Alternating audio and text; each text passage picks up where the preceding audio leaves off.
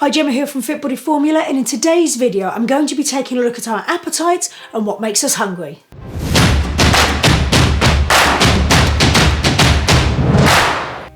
Have you ever wondered what makes us hungry? I mean, why we find some foods more appealing than others, or why we fancy a pudding after dinner, or even why we still look in the fridge to see what we might fancy, even though we're not even hungry? In this video, I'm going to be taking a closer look at both the physical and the emotional side of eating and what we can do to control it.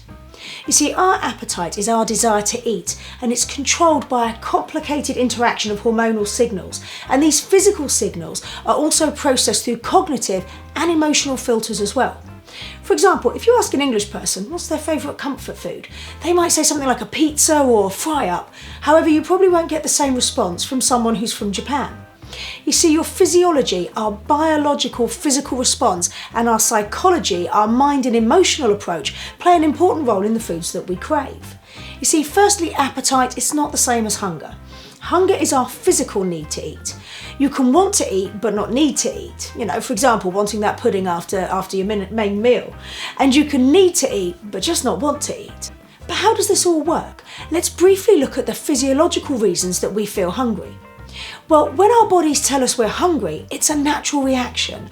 The hormones in our systems let us know that we need food, and this is controlled by many hormones, neurotransmitters, glands and organs that regulate our appetite. But how does that all work? Well, here's a very small look at the science part. After a meal, our gastrointestinal tract slowly empties by pushing food through the stomach and the small and large intestine. And specialised contractions sweep up undigested food, which takes about a couple of hours in total. And the final phase of this process is regulated by a hormone called motilin. Now, motilin-controlled contractions cause that rumbling in our stomachs, and that coincides with our hunger pangs. And another hormone implicated in hunger control is ghrelin, and ghrelin activates neurons in the hypothalamus region of the brain, which tells us that we're hungry. So our brains pick up the messages from our stomachs and tell us that it's time for our next meal, and this usually occurs around 2 hours after we've eaten. So that's a very basic outline of why we feel hunger physically, but all of this science talk doesn't explain the irresistible draw of that delicious snack between meals. Now, if you're getting value from the video so far, make sure that you hit the like button and subscribe to the channel so you can catch the next one.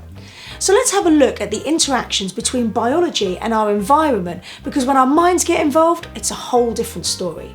See, appetite has a massive real-life component. Subtle eating cues can trump physiology all day long, and these cues include our physical environment. For example, the size of dishes we have our food in, and how close the food is to us. There are also cues from our oral environment, such as certain tastes and textures. You know, we like foods that are sweet, fatty and savoury. We like foods with textures that are crunchy and creamy, and we like combinations of flavours as well, you know, like sweet and salty. And we get cues from our senses too. Let's not forget that we eat with our eyes first, and we like food that looks nice, of course, as well as it smells good too. And we get cues from our social environment as well, like family, friends and culture. And a biggie for a lot of us when it comes to eating also comes from our emotional state. I mean, we sometimes eat because we're stressed, anxious, or out of a need of comfort. And of course, there are our routines. See, my personal biggie is a cup of coffee in the morning, or maybe 2, even before I start to think about the day ahead. Or how about, you know, cakes in the office when it's someone's birthday, popcorn at the movies, roast dinners on a Sundays. You get the idea, right? Sometimes these cues are helpful, sometimes not so much. We are surrounded by food that is available to us 24/7.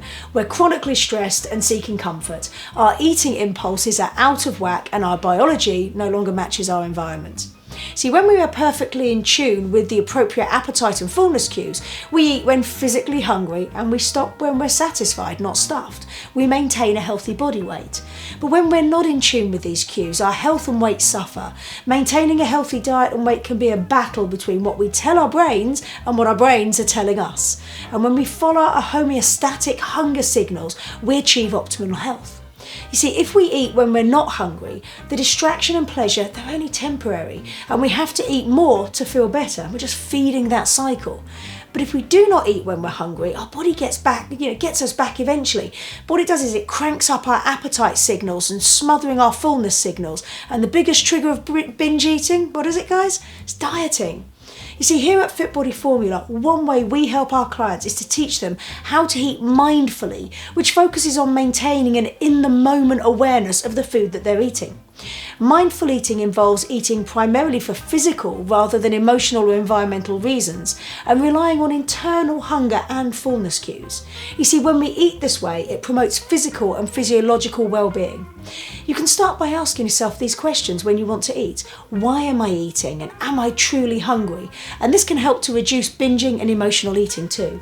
And the more mindfulness you can use when it comes to your hunger cues, the more weight you can lose and keep off.